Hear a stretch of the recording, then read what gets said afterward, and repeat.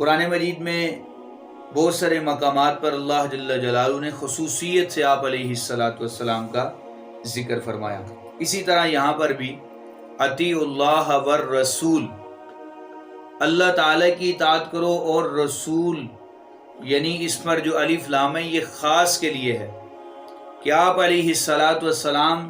کے ساتھ یہ خاص ہے کہ یہاں مراد صرف رسول اللہ صلی اللہ علیہ وسلم ہی ہے. اب ایک آدمی اگر جو ہے نا 17 علوم سے ناواقف، علماء کرام کی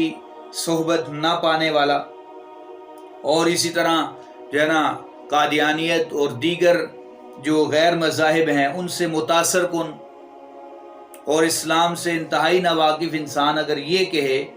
کہ یہاں پر رسول سے مراد نعوذ باللہ ثم نعوذ باللہ ثم نعوذ باللہ محمد نہیں ہے، تو میں سمجھتا ہوں کہ اس سے بڑا کفر اور کیا ہو سکتا ہے.